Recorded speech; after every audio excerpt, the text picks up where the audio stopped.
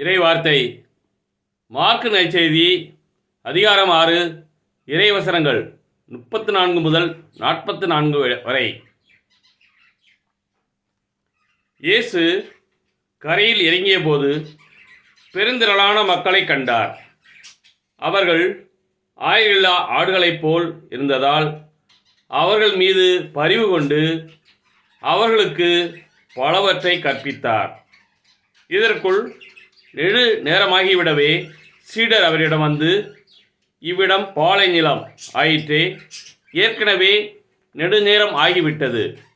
சுற்றிலும் உள்ள பட்டிகளுக்கும் ஊர்களுக்கும் சென்று உண்பதற்கு ஏதாவது அவர்களை வாங்கி கொள்ளுமாறு நீர் மக்களை அனுப்பிவிடும் என்றனர்.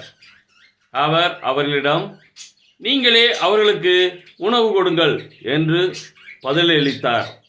அவர்கள், நாங்கள் போய் 200 தெனாரியத்திற்கு அப்பம் வாங்கி இவர்களுக்கு உண்ண கொடுக்க வேண்டும் என்கிறீரா என்று கேட்டார்கள்.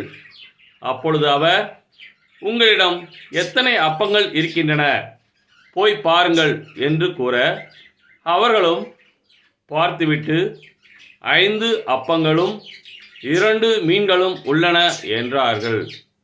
அவர் எல்லாரையும் பசும்புல் தரையில் அமரச் செய்யும்படி சீடர்களை பணித்தார். மக்கள் 100 பேராகவும் 50 பேராகவும் வரிசை வரிசையாய் அமர்ந்தனர்.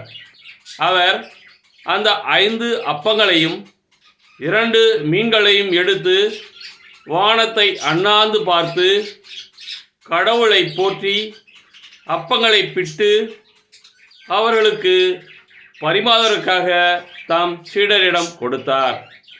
அவ்வாறே அந்த 2 மீன்களையும் எல்லாருக்கும் பகிர்ந்து அளித்தார்.